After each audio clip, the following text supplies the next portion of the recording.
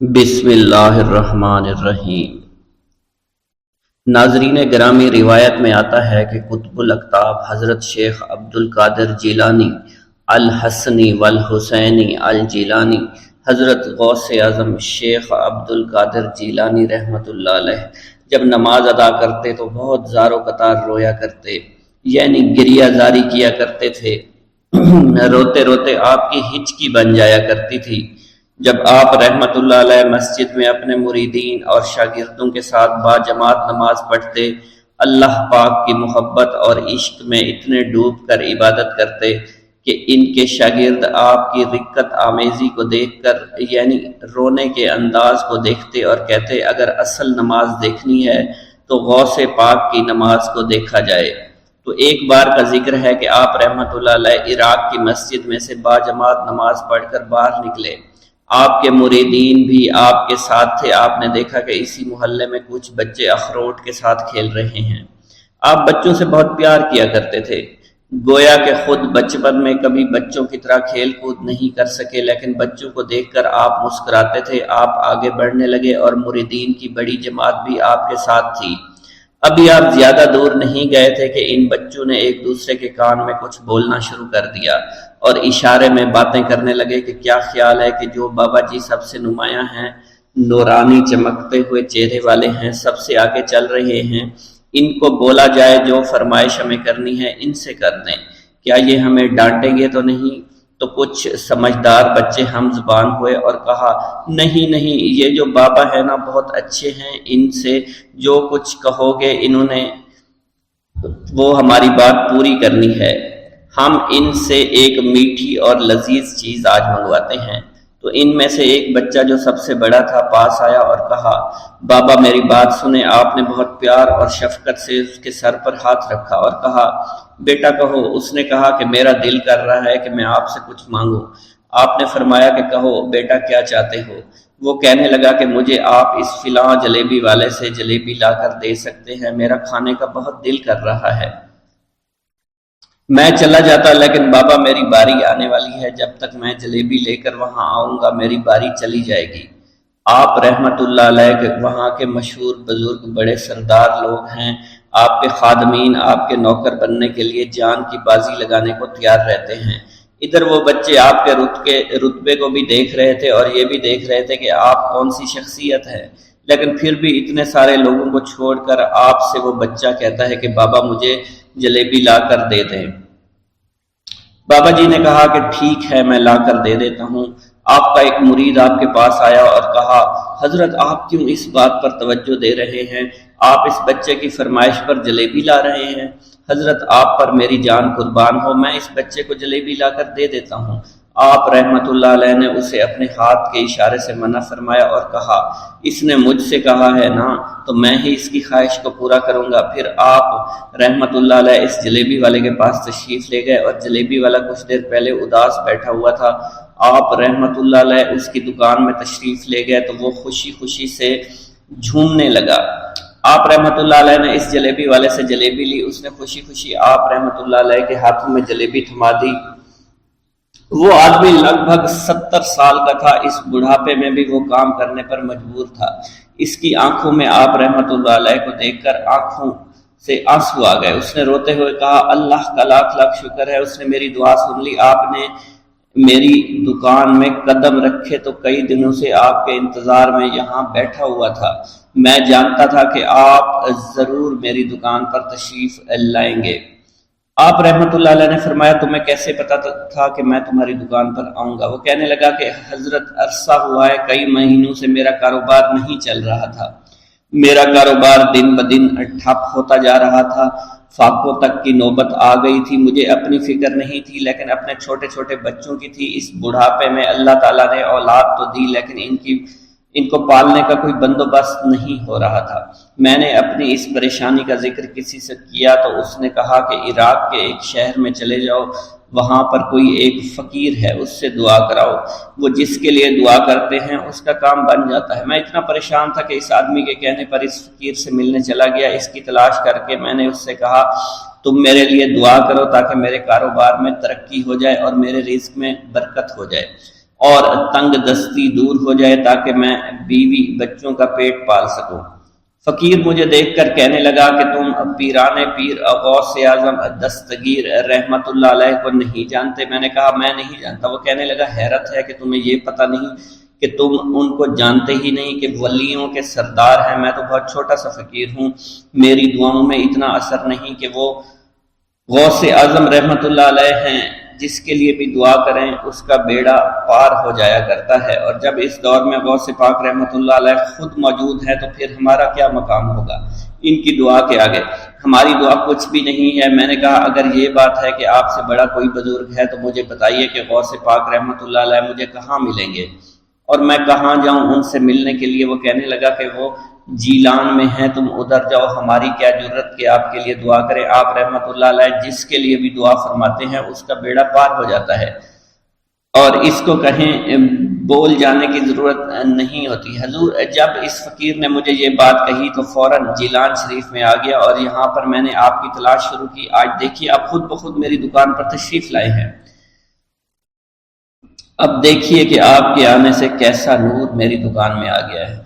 حضور میرے حق میں دعا فرما دیجئے، اللہ پاک میری زندگی کو آسانیاں عطا فرمائے، مجھے اپنی بیوی اور بچوں کی بہت فکر ہے۔ آپ رحمت اللہ علیہ نے فرمایا پریشان ہونے کی ضرورت نہیں، اللہ تعالیٰ سب معاملات ٹھیک فرما دے گا۔ یہ کہہ کر آپ تشریف لے گئے، اس بچے کے پاس آئے اور اس کے ہاتھ میں جلیبی تھما دی۔ ابھی وہاں سے جانے والے تھے، دوسرا بچہ آیا، اس نے کہا کہ بابا آپ نے اسے تو جلیبی لا کر دی ہے، مجھے بھی لا کر دیں۔ آپ نے اس سے بھی تسلی دی اور کہا میں تمہیں بھی جلیبی لا کر دے دیتا ہوں بیٹا۔ یہ دیکھ کر مریدین بہت غصہ ہونے لگے اور کہا کہ حضور ہم اس بچے کو جلیبی لا کر دے دیتے ہیں، آپ کیوں زحمت کرتے ہیں؟ لیکن آپ نے فرمایا نہیں، یہ بچے مجھ سے کہہ رہے ہیں نا، میں ان کا نہیں ٹال سکتا۔ حضور آپ بہت مصروف شخصیت ہے، کیوں ان چھوٹے بچوں کی باتیں سن رہے ہیں؟ آپ نے ہاتھ کے اشارے سے انہیں روکا اور فرمایا اللہ تعالیٰ نے ہمیں جس کام کے لیے چنا ہے بس وہ کام ہی ہم کر رہے ہیں، تم لوگ اللہ پاک کی حکمت کو نہیں سمجھ رہے۔ پھر آپ جتنی بار وہ بچے آپ کو بھیجتے رہے، آپ رحمت اللہ علیہ ان کے لیے جلیبیاں لاتے رہے، حتیٰ کہ آخری بچے کو بھی آپ نے جلیبی لا کر دے دی اور وہ مزے سے کھانے لگے۔ جلیبی کھانے کے بعد وہ آپ کو دعائیں کرنے لگے اور کہا آپ بہت اچھے انسان ہیں، جیسا کہ آپ کے بارے میں ہم نے سنا تھا آپ ویسے ہی ہیں، آپ اخلاق کے بہت عمدہ ہیں، آپ کی سخاوت کے بارے میں ہم نے جتنا سن رکھا تھا آپ اتنے ہی سخی ہیں، ہم آپ سے بہت خوش ہوئے۔ آپ رحمت اللہ علیہ مسکرائے، بچوں کی خوشی دیکھ کر آپ کو دلی اطمینان ملا۔ اب ایک اور نماز کا وقت ہو رہا تھا، آپ نے مریدین سے کہا کہ چلو نماز پڑھنے کے لیے مسجد میں چلتے ہیں۔ وہ سب مل کر مسجد میں چلے گئے اور اللہ کی عبادت میں مصروف ہو گئے۔ بھوک اللہ کے خزانوں میں سے ایک خزانہ ہے۔ حضرت شیخ ابو محمد فرماتے ہیں ایک روز میں حضور سیدنا غوث اعظم کی خدمت میں ایسی حالت میں حاضر ہوا کہ فاقہ سے تھا اور میرے اہل و عیال بھی کئی دنوں سے بھوکے تھے۔ میں نے آپ کی خدمت میں سلام عرض کیا تو آپ نے میری دلی کیفیت کو بھانپتے ہوئے فرمایا اے جونی، بھوک اللہ تعالیٰ کے خزانوں میں سے ایک خزانہ ہے، اور اللہ عز و جل جس کو دوست رکھتا ہے اس کو فاقہ کی نعمت عطا فرما دیا کرتا ہے۔ حضرت شیخ زین الدین فرماتے ہیں ایک مرتبہ میں اور ایک میرا دوست حج کی ادائیگی کے بعد بغداد شریف آئے۔ بغداد شریف میں ہم کسی کو جانتے نہیں تھے اور ہمارے پاس صرف ایک قبضہ کمان تھی جسے فروخت کر کے ہم نے کچھ چاول خریدے اور انہیں پکایا۔ ہم ان چاولوں سے سیر نہ ہو سکے اور نہ ہی ہمیں کوئی لطف محسوس ہوا۔ بعد ازاں ہم حضور سیدنا غوث اعظم کی محفل میں حاضر ہوئے تو آپ کچھ کلام فرما رہے تھے۔ ہمیں دیکھتے ہی آپ نے اپنا کلام قطع کر لیا اور فرمانے لگے حجاز مقدس سے کچھ مہمان آئے اور ان کے پاس قبضہ کمان کے سوا کچھ نہ تھا جسے انہوں نے فروخت کر کے چاول خریدے اور انہیں پکا کر کھایا، لیکن نہ ہی وہ سیر ہوئے اور نہ ہی لطف اندوز۔ حضرت شیخ زین الدین ابو الحسن علی بن ابو طاہر ابراہیم انصاری فرماتے ہیں ہم نے جب حضور سیدنا غوث اعظم کا یہ کلام سنا تو ہم نہایت حیران ہوئے۔ محفل کے اختتام پر آپ نے دسترخوان بچھوایا۔ میں نے آہستگی سے اپنے دوست سے اس کی پسندیدہ چیز کے متعلق پوچھا تو اس نے کہا حلوہ کھانا چاہتا ہے، اور میرے دل میں اس وقت شہد کی خواہش پیدا ہوئی۔ ابھی یہ سب کچھ ہمارے دلوں میں ہی تھا کہ حضور سیدنا غوث اعظم نے اپنے خادمین کو حکم دیا جاؤ حلوہ شہد لے آؤ۔ خادمین نے حکم کی، تعمیل کی، اور حلوہ اور شہد ہمارے سامنے لا کر رکھ دیا۔ آپ کا اس طرح ہمارے دلوں کی بات پر مطلع ہونے سے ہم حیران رہ گئے۔ حضرت ابو حفص عمر بن صالح بغدادی ایک مرتبہ اپنی اونٹنی کو ہانکتے ہوئے حضور سیدنا غوث اعظم کی خدمت میں حاضر ہوئے۔ عرض کرنے لگے حضور میں حج کے لیے بیت اللہ شریف جانا چاہتا ہوں، مگر میری یہ اونٹنی میرا ساتھ دینے کے قابل نہیں ہے، اور فی الحال میرے پاس کوئی دوسری سواری بھی نہیں ہے۔ آپ نے اس اونٹنی کی پشت پر ہاتھ پھیرا۔ اس کے بعد حضرت ابو حفص عمر بن صالح بغدادی نے اس اونٹنی کو ایڑی لگائی تو وہ اونٹنی بیت اللہ شریف تک بھاگتی ہی چلی گئی، اور کوئی دوسری سواری اس کے قریب نہیں پہنچ سکی۔ حضرت ابو حامد فرماتے ہیں میں ایک مرتبہ بغداد شریف میں حضور سیدنا غوث اعظم کی خدمت میں حاضر ہوا اور اپنا مصلی آپ کے نزدیک بچھا کر بیٹھ گیا۔ آپ نے مجھ سے فرمایا اے حامد تم عنقریب بادشاہوں کے دسترخوان پر بیٹھو گے۔ چنانچہ جب میں حران واپس پہنچا تو سلطان نور الدین زنگی نے مجھے اپنے پاس رہنے پر مجبور کر دیا اور مجھے اپنا مصاحب خاص مقرر کر دیا اور ناظم اوقاف مقرر فرمایا۔ حضرت شیخ ابو المظفر اسماعیل سے منقول ہے کہ ایک مرتبہ حضرت شیخ الہیتی بیمار ہو گئے۔ حضور سیدنا غوث اعظم ان کی عیادت کے لیے تشریف لائے۔ آپ نے ان کے نزدیک کھجور کے 2 درخت دیکھے جو 4 سال سے خشک تھے اور ان پر پھل نہیں آتا تھا۔ آپ نے ان درختوں کے نیچے بیٹھ کر وضو کیا اور 2 رکعت نماز ادا فرمائی۔ کچھ دن گزرنے کے بعد ان درختوں پر پھل لگ گئے اور وہ دوبارہ سے سرسبز و شاداب ہو گئے۔ جھولی کو میری بھر دو ورنہ کہے گی دنیا، ایسے سخی کا منگتا پھرتا ہے مارا مارا۔ مولانا عبد الرحمن جامی فرماتے ہیں حضور سیدنا غوث اعظم کا ایک مرید آپ کے ہمراہ مسجد کی جانب جا رہا تھا۔ جمعہ کا دن تھا۔ اس دن کسی بھی شخص نے آپ کو دیکھ کر نہ سلام کیا نہ ہی کچھ توجہ فرمائی۔ اس مرید کے دل میں خیال آیا کہ پہلے تو آپ جمعہ کی نماز کی ادائیگی کے لیے بڑی مشکل سے لوگوں کے ہجوم میں سے ہوتے ہوئے مسجد کی جانب تشریف لے جایا کرتے تھے، اور آج کوئی شخص بھی آپ کو سلام نہیں کر رہا ہے اور نہ آپ کے نزدیک آ رہا ہے۔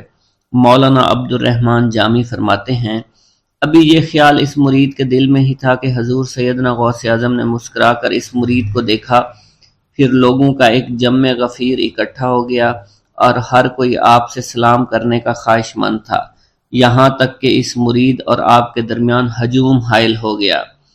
اس مرید کے دل میں یہ خیال آیا کہ یہ پہلا حال اچھا تھا جب میں اور آپ تنہا تھے۔ مولانا عبد الرحمن جامی فرماتے ہیں حضور سیدنا غوث اعظم شیخ عبد القادر جیلانی نے ایک مرتبہ پھر اس مرید کی دلی کیفیت کو بھانپتے ہوئے فرمایا تمہیں معلوم نہیں لوگوں کے دل میری مٹھی میں ہیں، میں انہیں چاہوں تو پھیر دوں، چاہوں تو اپنی جانب متوجہ کر لوں۔ ایک مرتبہ ایک عورت حضور سیدنا غوث اعظم کی خدمت میں بیٹے کو لے کر حاضر ہوئی۔ عرض کیا میرے اس بیٹے کو آپ سے دلی لگاؤ ہے، آپ اسے اپنی غلامی میں قبول فرما لیں، میں اللہ عز و جل اور آپ کی خاطر اپنے بیٹے پر اپنے حق کو معاف کرتی ہوں۔ آپ نے اس لڑکے کو قبول فرما لیا۔ چند روز بعد وہ عورت اپنے بیٹے سے ملنے کے لیے آئی تو وہ لڑکا آپ کے حکم سے مجاہدات میں مشغول تھا اور بے حد کمزور اور لاغر ہو چکا تھا۔ اس عورت نے جب آپ کو دیکھا تو آپ اس وقت مرغی کا گوشت کھا رہے تھے، آپ کے سامنے ہڈیاں پڑی ہوئی تھی۔ اس عورت نے آپ سے کہا کہ آپ خود تو مرغی کھاتے ہیں جبکہ میرا بیٹا سخت مجاہدات میں مشغول ہے۔ آپ نے اس عورت کی بات سننے کے بعد ہڈیوں کی جانب اشارہ کیا اور حکم دیا اللہ عز و جل کے حکم سے زندہ ہو جاؤ۔ آپ کا یہ فرمانا تھا کہ ان ہڈیوں سے ایک سالم مرغی زندہ کھڑی ہو گئی۔ آپ نے فرمایا کہ جب تیرا بیٹا اس منزل پر پہنچ جائے گا تو پھر جو چاہے گا کھائے گا۔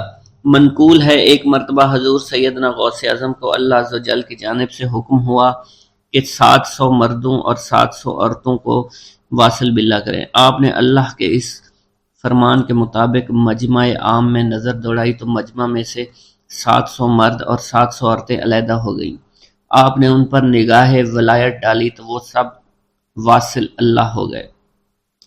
حضور سیدنا غوث اعظم مدینہ منورہ میں حضور نبی کریم کے روضہ مبارک پر حاضری دینے کے بعد باپیادہ بغداد شریف واپس تشریف لا رہے تھے۔ راستے میں ایک چور جو کہ ناکہ لگا کر کسی مسافر کا انتظار کر رہا تھا، اس نے آپ کو قریب آنے پر روک لیا۔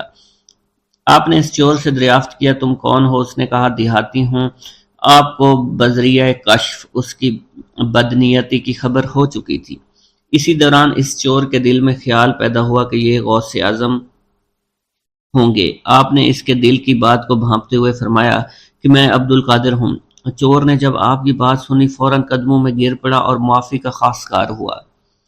آپ کو اس کی حالت پر ترس آ گیا۔ آپ نے اللہ عز و جل کے حضور اس کے لیے دعا فرمائی تو ندائے غیبی سنائی دی، اے غوث اس چور کو سیدھے راستہ دکھاتے ہوئے قطب بنا دو۔ آپ نے اس چور کی جانب نگاہ دوڑائی تو آپ کے فیض روحانی سے قطب کے درجے پر وہ فائز ہو گیا۔ حضرت شیخ ابو عباس خضر بن عبداللہ بن جایہ حسینی فرماتے ہیں ایک مرتبہ میں نے خلیفہ ابو المظفر یوسف عباسی کو حضور سیدنا غوث اعظم شیخ عبد القادر جیلانی کی خدمت میں موجود پایا۔ اس نے آپ سے کسی کرامت کو دیکھنے کی درخواست کی اور کہا کہ اس سے میرا دل مطمئن ہو جائے گا۔ حضور سیدنا غوث اعظم حضرت سیدنا شیخ عبد القادر جیلانی نے خلیفہ سے پوچھا کہ تو کیا چاہتا ہے؟ اس نے کہا کہ ایک سیب، اور اس وقت عراق میں سیبوں کا موسم نہ تھا۔ آپ نے اپنے دست مبارک فضا میں بلند کیا اور دیکھتے ہی دیکھتے آپ کے ہاتھ میں 2 سیب آ گئے۔ آپ نے ایک سیب ابو المظفر کو دیا اور دوسرا خود رکھ لیا۔ ابو المظفر نے جب اپنا سیب چیرا تو اس میں سے کیڑا نکل آیا۔ اس نے جب اپنا سیب چیرا تو یہ اندر سے سفید تھا، اس میں سے کستوری کی خوشبو آ رہی تھی۔ ابو المظفر نے وجہ دریافت کی تو آپ نے فرمایا اس سیب میں سے کیڑا اس وجہ سے نکلا کیونکہ اس سیب کو ظالم کا ہاتھ لگا ہوا تھا۔ حضرت شیخ ابو محمد سے مروی ہے ایک مرتبہ میں حضور سیدنا غوث اعظم کی خدمت میں بغداد شریف حاضر ہوا۔ کچھ دنوں تک آپ کے ہاں قیام پذیر رہا اور روحانی فیوز و برکات سے مالا مال ہوا۔ بعد ازاں جب میں واپس اپنے ملک مصر روانہ ہونا لگا تو آپ نے مجھ سے فرمایا کہ کبھی کسی سے کوئی چیز مت مانگنا۔ پھر آپ نے اپنی انگشت شہادت میرے منہ میں ڈالی اور فرمایا کہ اسے اچھی طرح چوسو۔ چنانچہ میں نے آپ کے فرمان کے مطابق ایسا ہی کیا۔ جب میں آپ سے اجازت لینے کے بعد واپس اپنے ملک مصر روانہ ہوا تو بغداد شریف سے مصر تک کی طویل مسافت کے دوران مجھے کچھ بھوک محسوس نہیں ہوئی اور میں جوں جوں آگے بڑھتا رہا اپنے جسم میں توانائی کو پہلے سے زیادہ پاتا۔ بسم اللہ الرحمن الرحیم۔ السلام علیکم۔ حضور سیدنا غوث اعظم فرماتے ہیں میں 10 برس کی عمر میں اپنے شہر کے مکتب میں حصول علم کے لیے جایا کرتا تھا۔ اس وقت میرے ساتھ ملائکہ بھی ہوتے تھے جو میرے آگے پیچھے میری حفاظت کی غرض سے چلتے تھے۔ جب میں مدرسہ پہنچتا تھا تو وہ بار بار منادی کرتے تھے اللہ کے ولی کے لیے جگہ خالی کر دو، چنانچہ وہ میرے لیے جگہ خالی کر دیتے تھے۔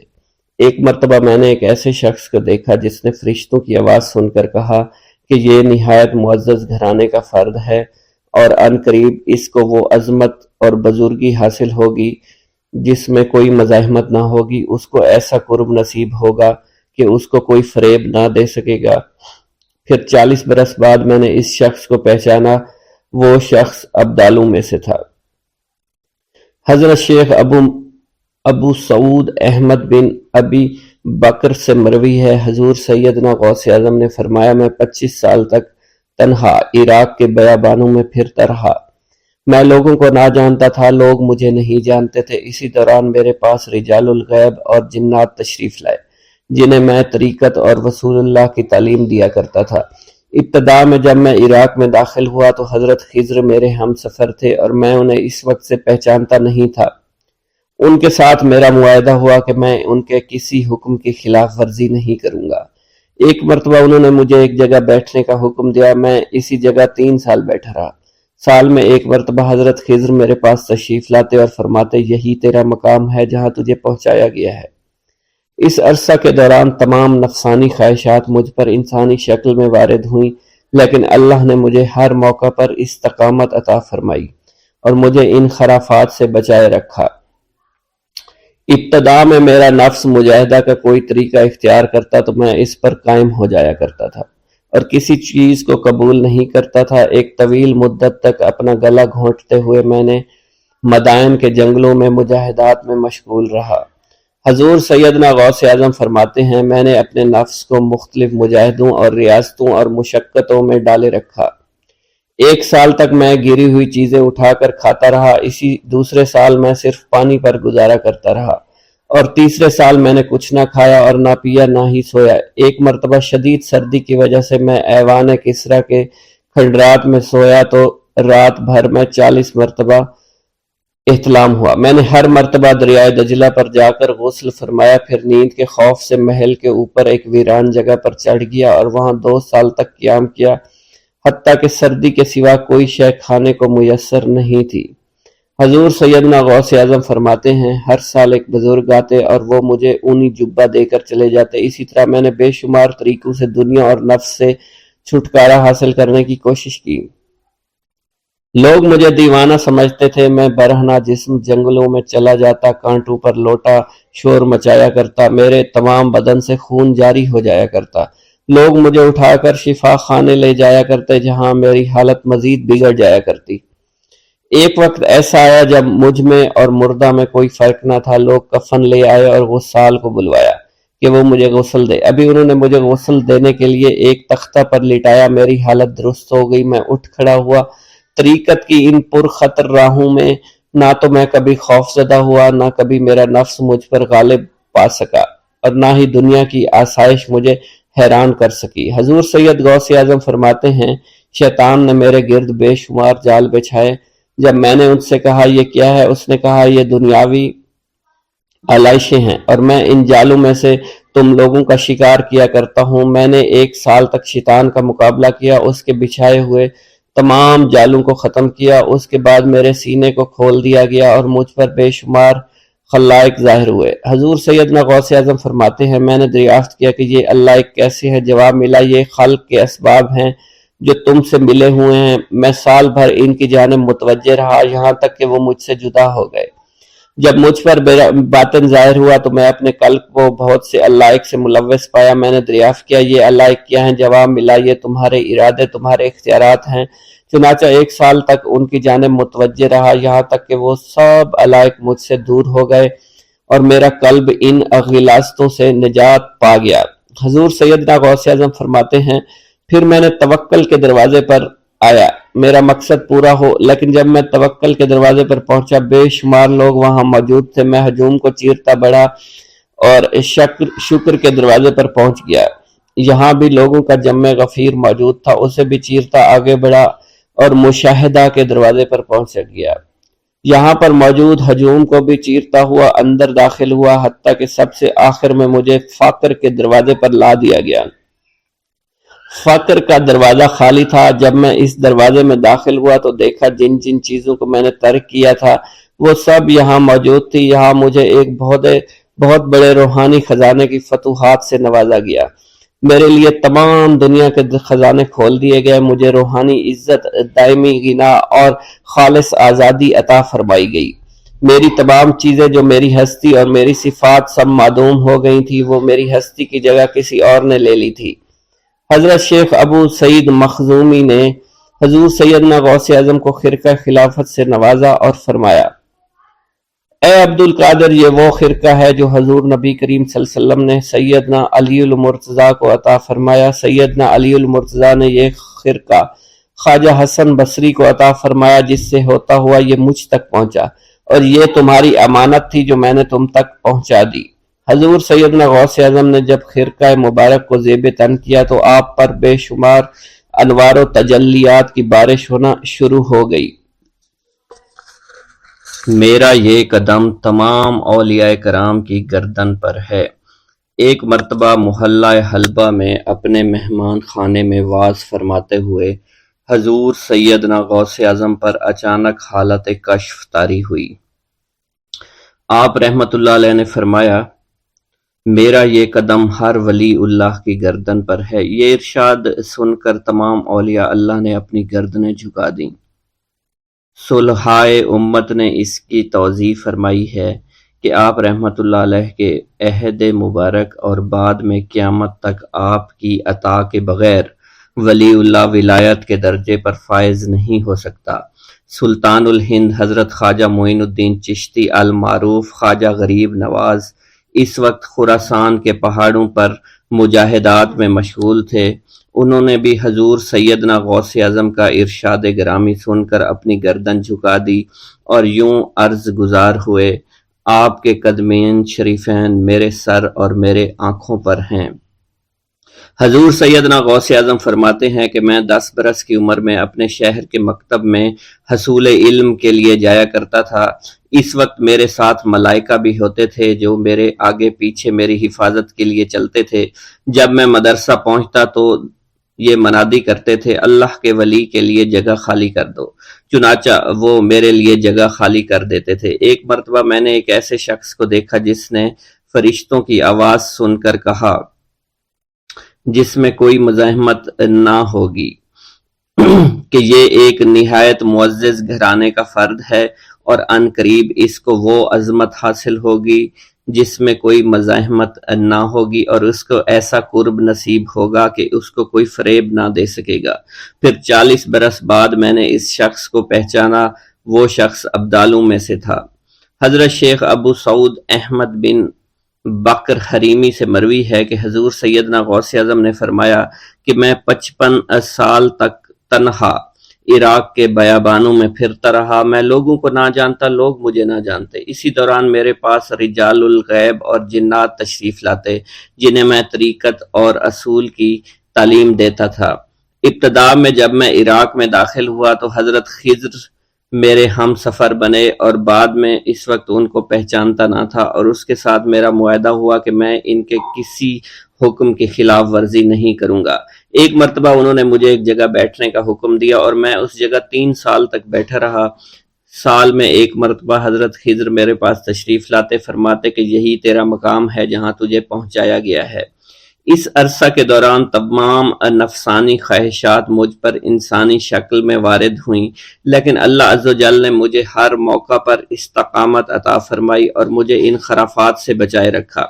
ابتدا میں میرا نفس مجاہدہ کا کوئی طریقہ اختیار کرتا تو میں اس پر قائم ہو جاتا اور کسی چیز کو قبول نہ کرتا تھا۔ ایک طویل مدت تک اپنا گلا گھونٹتے ہوئے میں مدائن کے جنگلوں میں مجاہدات میں مشغول رہا۔ حضور سیدنا غوث اعظم فرماتے ہیں کہ میں نے اپنے نفس کو مختلف مجاہدوں، مختلف ریاضتوں اور مختلف مشقتوں میں ڈالے رکھا۔ 1 سال تک میں گری ہوئی چیزیں اٹھا کر کھاتا رہا، دوسرے سال پانی پر گزارا کیا، اور تیسرے سال نہ میں نے کچھ کھایا، نہ پیا اور نہ ہی سویا۔ ایک مرتبہ شدید سردی کی وجہ سے میں ایوان کسریٰ کے کھنڈرات میں سویا تو رات بھر میں 40 مرتبہ طبیعت خراب ہوئی۔ حضور سیدنا غوث اعظم فرماتے ہیں، ہر سال ایک بزرگ آتے اور وہ مجھے جبہ دے کر چلے جاتے۔ اسی طرح میں نے بے شمار طریقوں سے دنیا اور نفس سے چھٹکارا پانے کی کوشش کی۔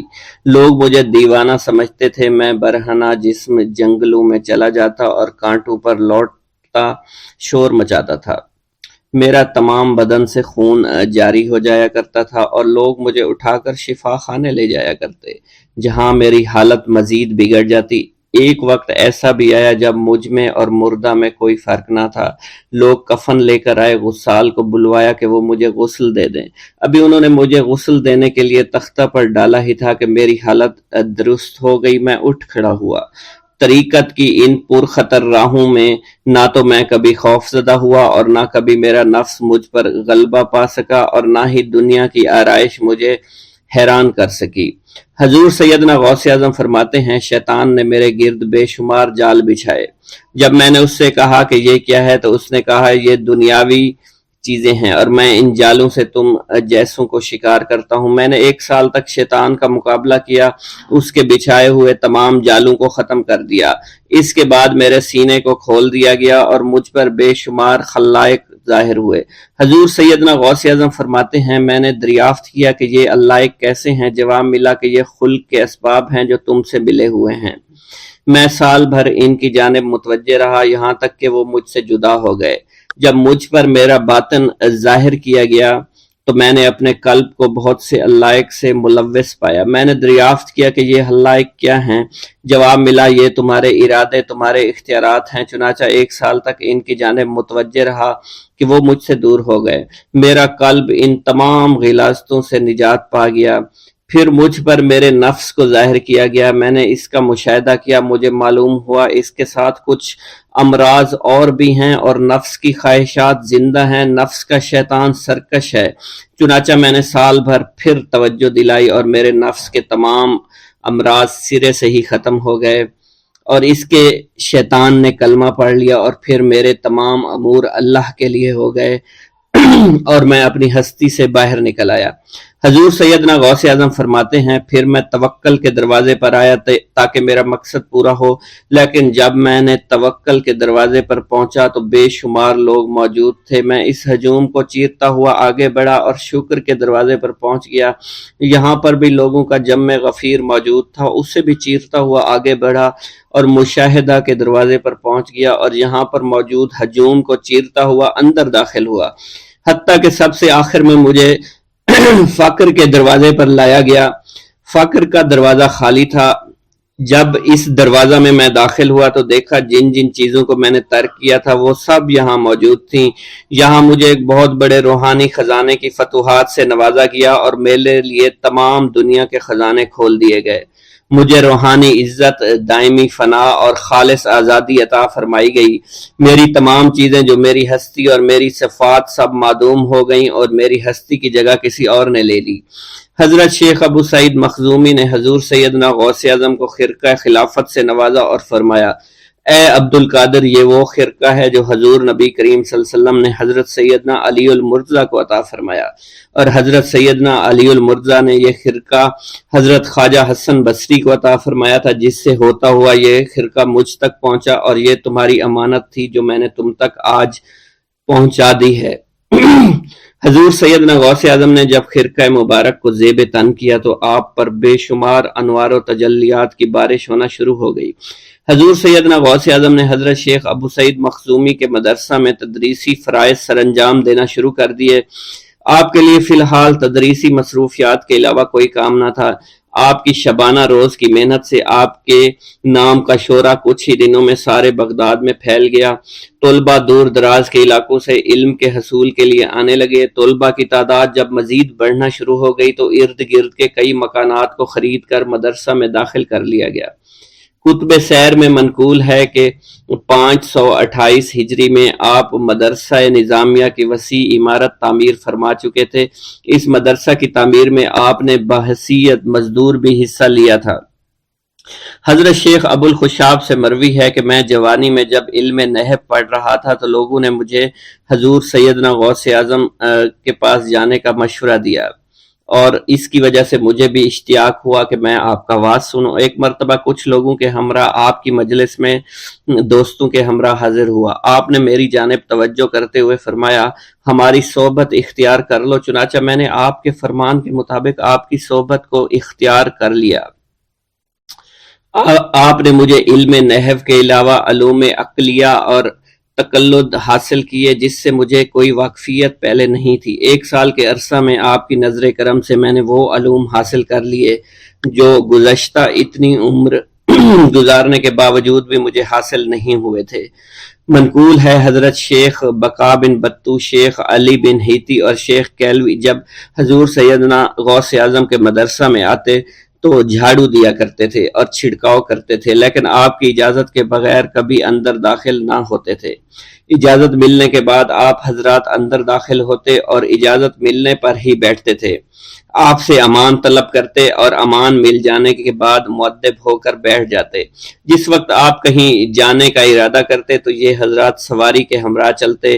آپ انہیں اس فعل سے منع فرمایا کرتے تھے اور کہتے تھے کہ ہمیں آپ کے ذریعے قرب الہی حاصل ہوا ہے۔ حضرت شیخ محمد قائل الادنا سے مروی ہے کہ ایک مرتبہ حضور سیدنا غوث اعظم سے دریافت کیا گیا کہ آپ کی بزرگی اور عظمت کا راز کیا ہے۔ آپ نے فرمایا کہ میں کبھی جھوٹ نہیں بولتا اور کبھی کسی سے کذب بیانی نہیں کرتا۔ اعظم کے صاحبزادے حضرت شیخ سید عبد الرحمن فرماتے ہیں کہ والد بزرگوار اپنے وعظ کے دوران الحمدللہ رب العالمین کہہ کر خاموش ہو جاتے اور دوبارہ کہہ کر سکوت فرماتے تھے اور تیسری مرتبہ کہنے کے بعد کچھ دیر توقف فرماتے، اور آپ کی محفل میں تمام اولیاء حاضر و ناظر اور خاموش ہو جایا کرتے تھے۔ پھر آپ کی محفل میں اولیاء ملائکہ ایک کثیر تعداد میں آ جاتے جو محفل کے بعد نظر نہیں آیا کرتے تھے۔ آپ اپنے خطاب کو یوں شروع فرماتے: تمام تعریفیں اللہ کے لیے ہیں، اس کی مخلوق کی تعداد اس کے عرش کے وزن کے مطابق، اور بے حد تعریفیں جس سے اس کی ذات راضی ہو جائے، اس کے کلمات کی روشنی کے مطابق، اس کے علم کے مطابق، اس کی مرضی اور منشا کے مطابق، اور اس کی مخلوق کے مطابق جسے اس نے پیدا کیا وہی عالم الغیب ہے، رحمان و رحیم ہے۔ میں گواہی دیتا ہوں اس کے سوا کوئی عبادت کے لائق ہی نہیں ہے، اور تمام کائنات اس کی تخلیق ہیں، تمام تعریفیں اسی کے لیے ہیں۔ وہ زندہ ہے، ہمیشہ زندہ رہے گا، اسے موت نہیں آتی بلکہ وہ مارتا ہے۔ تمام بھلائیاں اسی کے لیے ہیں اور واحد ہے، یکتا ہے، کوئی شریک نہیں ہے، کوئی وزیر نہیں ہے۔ اس نے نہ کسی کو جنا ہے اور نہ ہی اسے کسی نے جنا ہے، وہ بلند و بالا ہے، اس جیسا کوئی نہیں۔ میں اس کی گواہی دیتا ہوں حضور نبی کریم صلی اللہ علیہ وآلہ وسلم اللہ کے رسول، اللہ کے پیغمبر ہیں، وہ تمام مخلوقات سے افضل ہیں۔ اللہ عز و جل نے ان کی ہدایت دے کر ان کو بھیجا تاکہ وہ دین اسلام کو تمام ادیان پر بلند کریں، خواہ مشرکین اس کو برا سمجھیں۔ اللہ راضی ہو خلیفہ اول حضرت سیدنا ابو بکر صدیق سے، جن کی تائید حق کے ساتھ تھی، جن کو حضور نبی کریم نے عقیق کا لقب دیا، جو پاک تھے، پاکیزہ نسل سے تعلق رکھتے تھے، جنہوں نے ہر موقع پر حضور نبی کریم صلی اللہ علیہ وسلم کی حمایت کی اور ان کی تصدیق فرمائی، اور اب بھی نبی کریم کے ہمراہ ابدی آرام فرما رہے ہیں۔ اللہ راضی ہو خلیفہ دوم حضرت سیدنا عمر فاروق رضی اللہ تعالی عنہ سے، جنہوں نے عمل کثیر کیے، جنہوں نے حق کو بلند کیا، جنہوں نے فیصلے کے لیے جن کو منتخب کیا گیا، جنہوں نے ہمیشہ حق بات کا ساتھ دیا، اور وہ بھی حضور نبی کریم صلی اللہ علیہ وسلم کے ہمراہ ابدی آرام گاہ میں آج بھی موجود ہیں۔ اللہ راضی ہو خلیفہ سوم حضرت سیدنا عثمان غنی رضی اللہ تعالی عنہ سے، جنہوں نے اپنے مال سے مسلمانوں کی امداد کی، قرآن مجید کی ترتیب و اشاعت احسن طریقے سے فرمائی، جنہوں نے امامت اور قرت سے محراب کو، منبر کو مزین کیا، اور جو افضل الشہداء ہیں اور فرشتے بھی ان سے حیا کرتے ہیں۔ اللہ راضی ہو خلیفہ چہارم حضرت سیدنا علی المرتضیٰ سے، جو شجاعت و جواں مردی میں بے مثل ہیں، حضور نبی کریم صلی اللہ علیہ وسلم کے چچا زاد بھائی اور داماد ہیں۔ آپ دین اسلام کے امام و عالم ہیں، اور جن کے لیے حضور نبی کریم صلی اللہ علیہ وسلم نے فرمایا کہ میں تم پر فدا ہو جاؤں۔ اللہ راضی ہو حسنین کریمین حضرت سیدنا امام حسن امام حسین سے، جن کی نیکیاں تا حشر قائم رہنے والی ہیں اور جن کے مراتب بے مثل ہیں۔ اللہ نے ان کے قلوب کو نیکیوں کی جانب مائل کیا۔ اے اللہ تو ہمارے رازوں اور دلی کیفیات سے واقف ہے، ہمیں ہر عمل کرنے اور برائی سے بچنے کی توفیق عطا فرما، اور ہمیں گناہوں کی لذت سے بچا، ہمیں اپنے ما سوا سے محفوظ رکھ اور اپنی مشغولیت عطا فرما۔ بے شک اللہ کے سوا کوئی عبادت کے لائق نہیں، جو چاہتا ہے وہی ہوتا ہے، اور وہی قوی اور وہی عظیم ہے۔ اے اللہ ہمیں غفلت سے بچا اور ہمارے اوپر وہ بوجھ نہ ڈال جو تو نے پہلی امتوں پر ڈالا۔ اے ہمارے رب العالمین ہمیں معاف فرما اور ہماری مغفرت عطا فرما، کیونکہ تو ہی ہمارا رب ہے، تو ہی ہمارا مولا ہے، آمین۔ حضرت شیخ عبداللہ جبائی کا قول ہے کہ حضور سیدنا غوث اعظم رحمت اللہ علیہ نے مجھ سے ارشاد فرمایا کہ میرے نزدیک کھانا کھلانا اور حسن اخلاق افضل اور اعلیٰ ہیں۔ آپ کے پاس کبھی پیسہ نہیں ٹھہرا کرتا تھا، اگر صبح کے وقت آپ کے پاس 1000 دینار آ جاتے تو شام تک وہ غریبوں اور محتاجوں میں تقسیم ہو جایا کرتے تھے۔ حضور سیدنا غوث اعظم کی پرورش نہایت ہی بابرکت ماحول میں ہوئی۔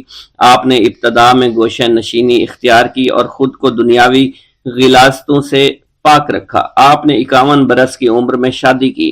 جب آپ سے اس بارے میں دریافت کیا گیا تو آپ نے فرمایا، جب مجھے حضور نبی کریم صلی اللہ علیہ وسلم نے نکاح کی اجازت دی تو میں نے نکاح کر لیا۔ حضور سیدنا غوث اعظم نے اپنی ذات کو اللہ عز و جل کی خوشنودی کے لیے وقف کر رکھا تھا۔ آپ کی راتیں جاگ کر گزرا کرتی تھی اور ساری رات آپ مراقبہ اور مشاہدہ میں گم ہوا کرتے تھے۔ آپ کی عادت مبارکہ تھی کہ آپ سجدہ کو دراز کیا کرتے تھے اور بیٹھ کر مراقبہ فرمایا کرتے تھے۔ اسی دوران آپ کا جسم مبارک نورانی شعاؤں کے زیر اثر ہوتا اور کئی مرتبہ آپ نورانی شعاؤں میں غائب ہو جایا کرتے تھے۔ حضرت شیخ ابو عبداللہ بن حسنین بن ابی الفضل فرماتے ہیں کہ حضور سیدنا غوث اعظم کے بعض دہقانی مریدین ہر سال آپ کے لیے گیہوں بوتے تھے اور جائز طریقہ سے اسے پالتے تھے۔ پھر آپ کے بعض مریدین اسے پیستے اور آپ کے لیے ہر روز 4-5 روٹیاں پکاتے اور شام کو آپ کے پاس روٹیاں لے کر آیا کرتے تھے۔ آپ حاضرین میں ایک ایک ٹکڑا تقسیم کر دیتے اور جو بچ جاتا وہ اپنے لیے رکھ لیا کرتے تھے۔ حضرت شیخ خضر حسنی سے منقول ہے، حضور سیدنا غوث اعظم ایک شکستہ دل فقیر کو دیکھا۔ آپ نے اس سے اس کی کیفیت کے متعلق دریافت کیا تو اس نے کہا کہ میں آج دریا کے کنارے گیا اور ملاح سے کہا مجھے دریا کے پار لے جائے۔ اس نے انکار کر دیا۔ میں اپنے اس افلاس کے سبب پریشان اور شکستہ دل ہوں۔ ابھی اس فقیر کا کلام جاری تھا کہ ایک شخص آپ کی خدمت میں حاضر ہوا اور 30 دینار آپ کی خدمت میں پیش کیے۔ آپ نے وہ دینار اس فقیر کو دے دیے اور فرمایا کہ اس ملاح سے کہنا کہ کسی فقیر کا سوال رد نہ کیا کرے۔ حضرت شیخ معمر ابو المظفر فرماتے ہیں، میں نے حضور سیدنا غوث اعظم سے زیادہ کسی کو درگزر فرمانے والا آج تک نہیں دیکھا۔ آپ کی عطا کا یہ علم تھا، ایک محفل میں 400 لوگوں کو ولایت کے مقام اعلیٰ تک پہنچا دیا کرتے تھے۔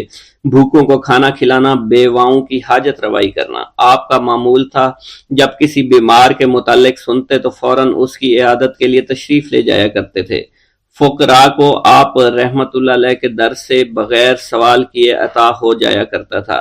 حضور سیدنا غوث اعظم نے فرمایا کہ مخلوق سے کنارہ کشی سے پہلے علم حاصل کرو، کیونکہ جو شخص علم کے بغیر عبادت کرتا ہے وہ اصلاح سے زیادہ فساد میں مبتلا ہو جاتا ہے۔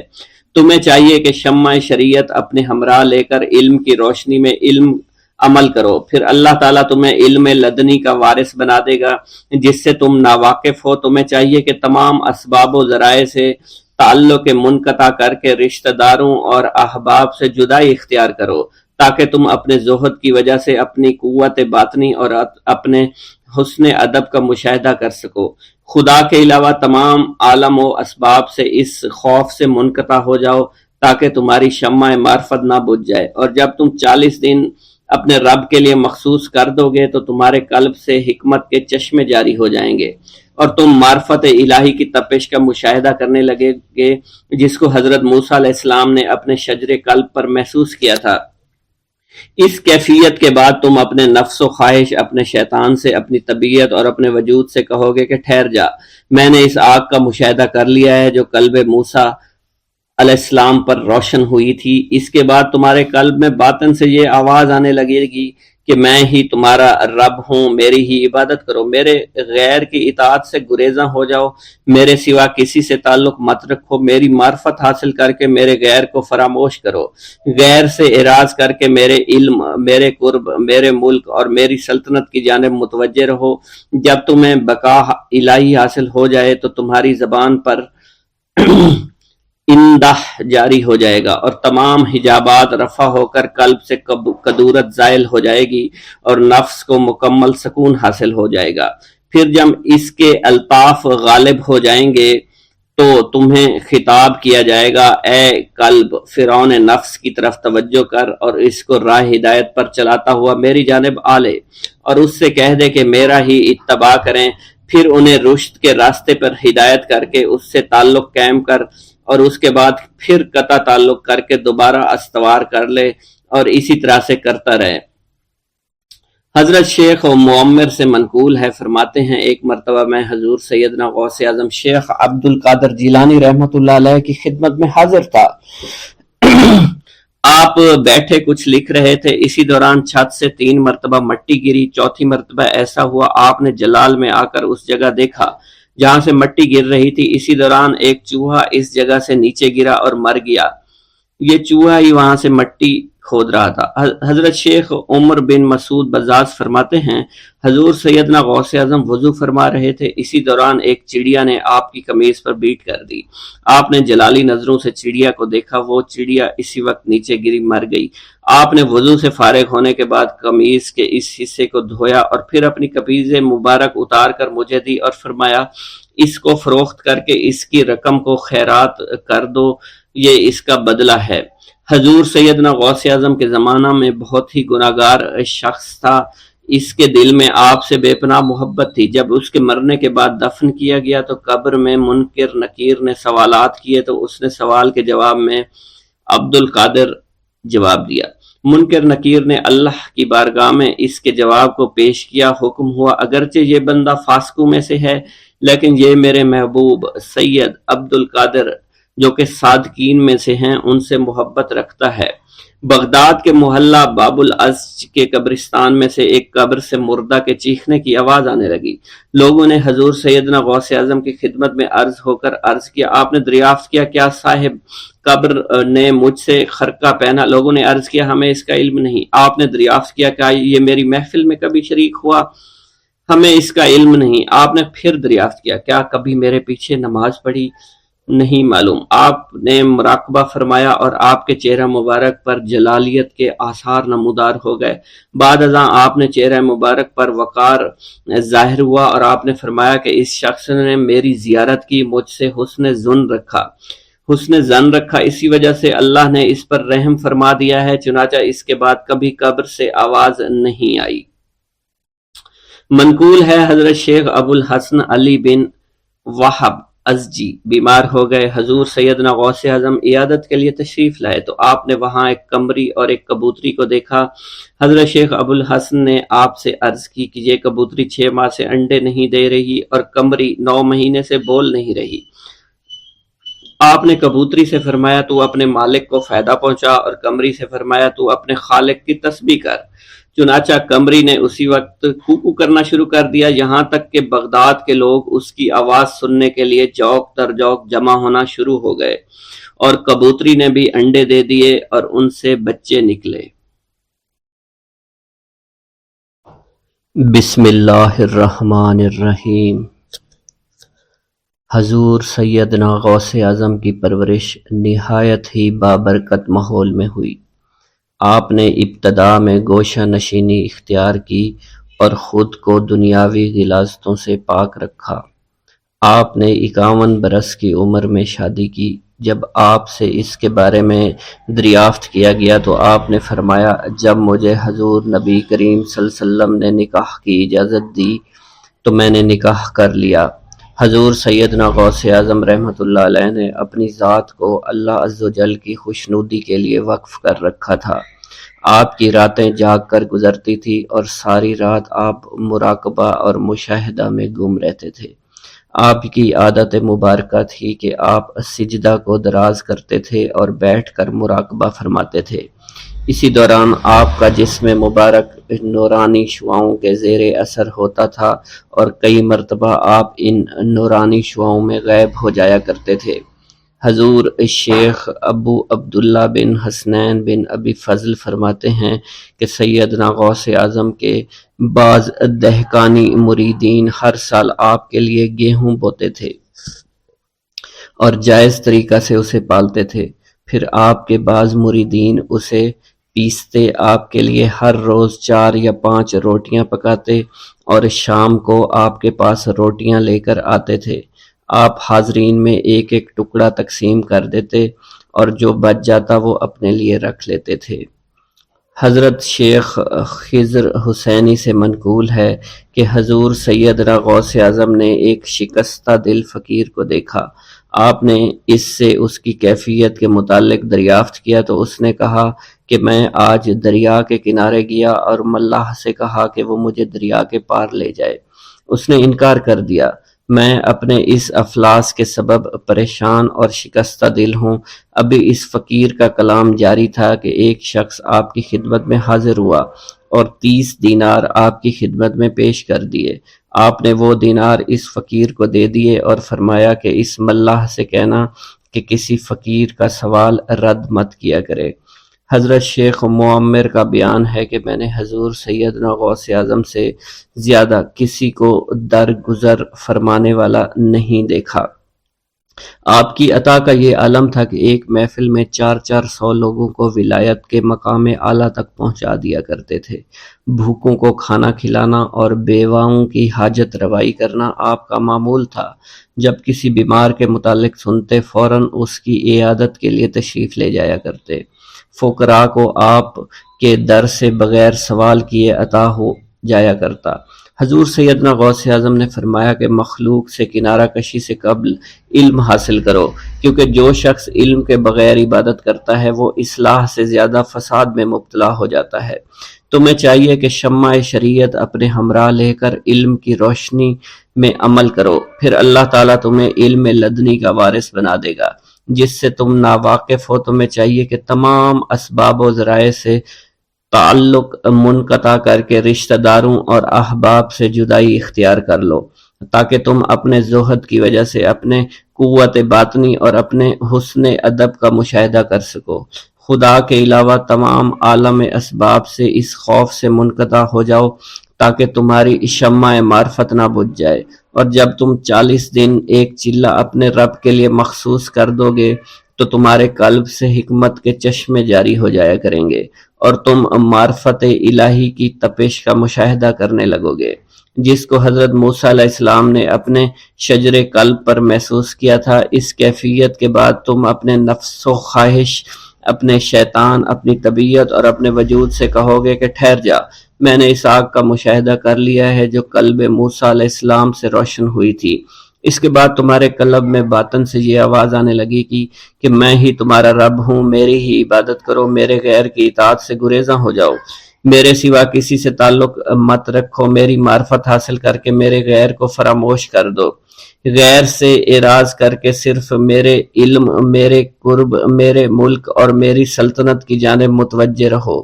جب تمہیں بقائے الہی حاصل ہو جائے تو تمہاری زبان پر اللہ تعالیٰ کا نام جاری ہو جائے گا اور تمہارے حجابات رفع ہو کر قلب سے قدورت زائل ہو جائے گی اور نفس کو مکمل سکون حاصل ہوگا۔ پھر جب اس کے الطاف غالب آ جائیں تو تمہیں خطاب کیا جائے گا، اے قلب فرعون، نفس کی طرف توجہ کر اور ان کو راہ ہدایت پر چلا، میری جانب آ جا اور ان سے کہہ دے کہ میرا ہی اتباع کریں، پھر انہیں رشد کے راستے پر ہدایت کر کے ان سے تعلق قائم کر، اس کے بعد پھر قطع تعلق کر کے دوبارہ استوار ہو کر آ جا اور اسی طرف استوار ہو کر دیکھتا رہے۔ حضرت شیخ معمر سے منقول ہے، فرماتے ہیں ایک مرتبہ میں حضور سیدنا غوث اعظم کی خدمت میں حاضر تھا۔ آپ بیٹھے کچھ لکھ رہے تھے، اسی دوران چھت سے 3 مرتبہ مٹی گری، 4تھی مرتبہ ایسا ہوا تو آپ نے جلال میں آ کر اس جگہ دیکھا جہاں سے مٹی گر رہی تھی۔ اسی دوران ایک چوہا اس جگہ سے نیچے گرا اور مر گیا اور یہ چوہا ہی وہاں سے مٹی کو کھود رہا تھا۔ حضرت شیخ عمر بن مسعود فرماتے ہیں حضور سیدنا غوث اعظم فرما رہے تھے، اسی دوران ایک چڑیا نے آپ کی قمیض پر بیٹ کر دی۔ آپ نے جلالی نظروں سے چڑیا کو دیکھا، چڑیا اسی وقت نیچے گری، مر گئی۔ آپ نے وضو سے فارغ ہونے کے بعد قمیض کے اس حصے کو دھویا، پھر اپنی قمیض مبارک اتار کر مجھے دی اور فرمایا اس کو فروخت کر کے اس کی رقم کو خیرات کر دو، یہ اسی کا بدلہ ہے۔ منقول ہے حضور سیدنا غوث اعظم کے زمانہ میں ایک بہت ہی گناہگار شخص تھا، لیکن اس کے دل میں آپ سے بے پناہ محبت تھی۔ جب اس کے مرنے کے بعد اس کو دفن کیا گیا تو قبر میں منکر نکیر نے سوالات کیے، تو اس نے ہر سوال کے جواب میں شیخ عبد القادر کہا۔ منکر نکیر نے اللہ کی بارگاہ میں اس کے جواب کو پیش کیا تو حکم ہوا، اگرچہ یہ بندہ فاسقوں میں سے ہے لیکن یہ میرے محبوب جو کہ صادقین میں سے ہیں ان سے محبت رکھتا ہے۔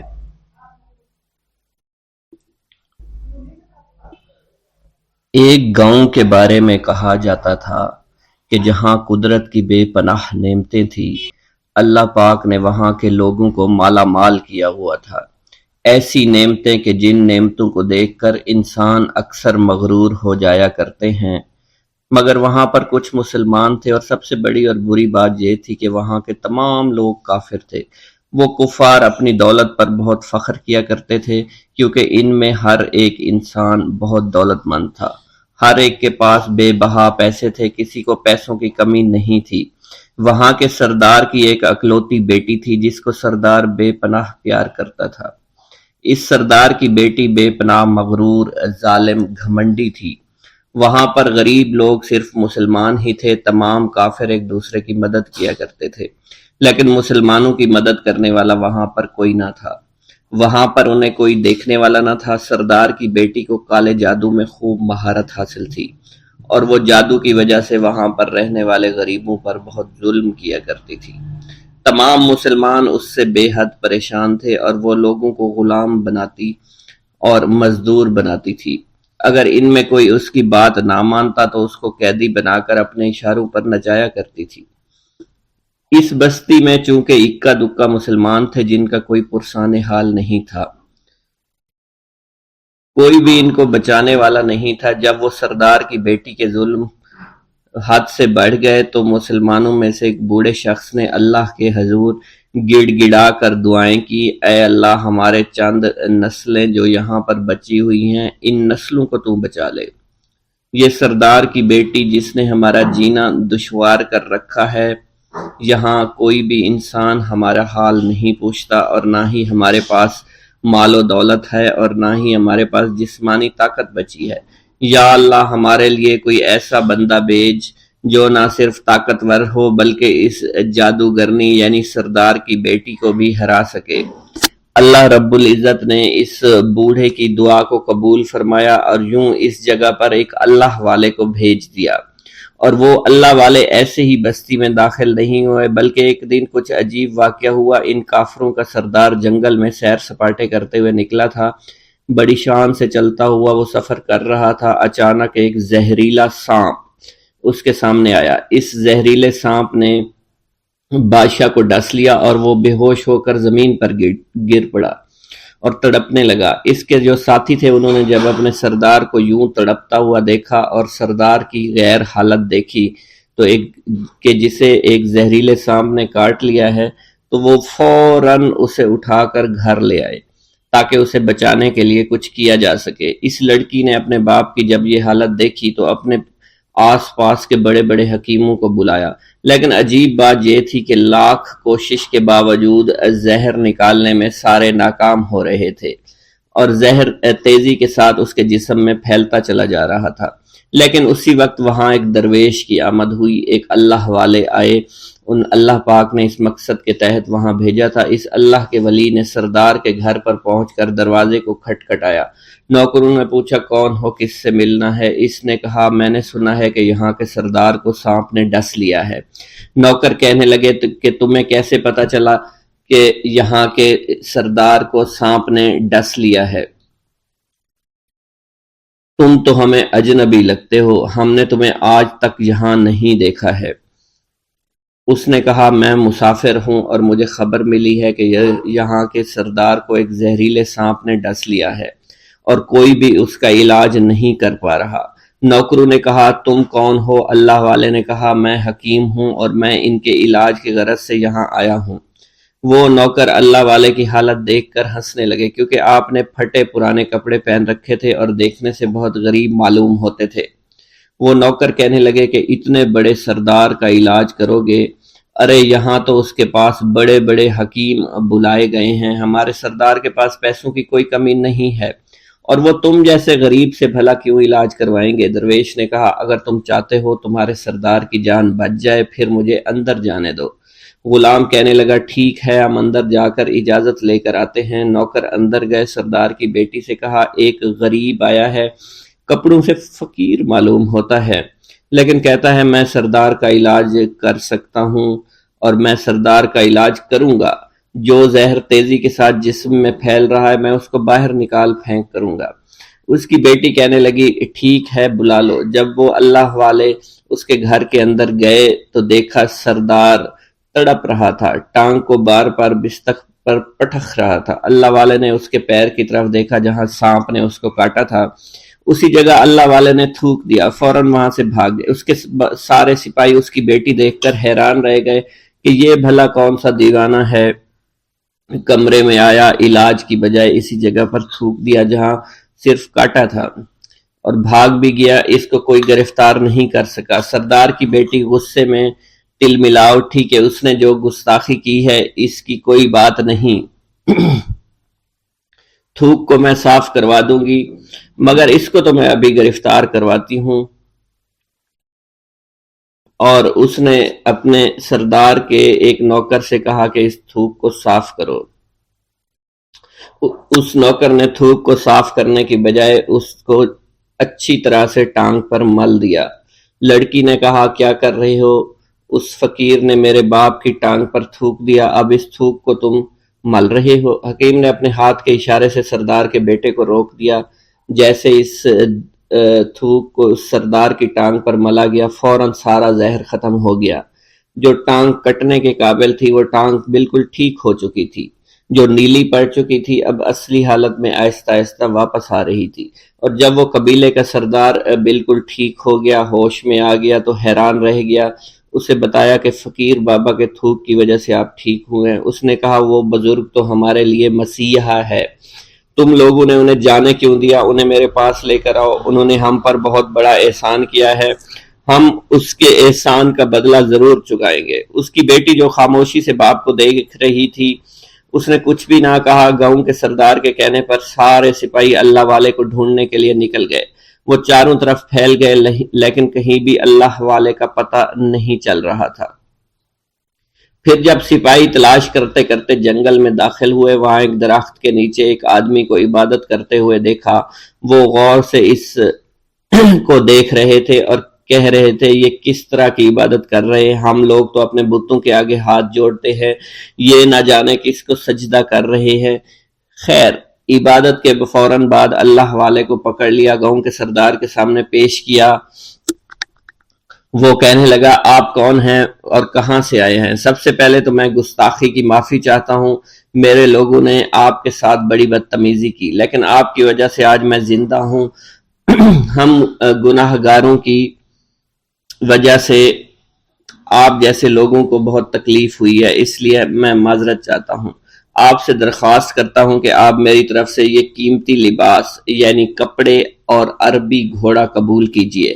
اللہ والوں نے اس کی طرف مسکرا کر دیکھا اور کہا یہ گھوڑا، یہ لباس بہت قیمتی ہے، مگر یہ لباس پہن کر اس گھوڑے کے لیے گھاس کاٹوں گا تو کیا اچھا لگوں گا؟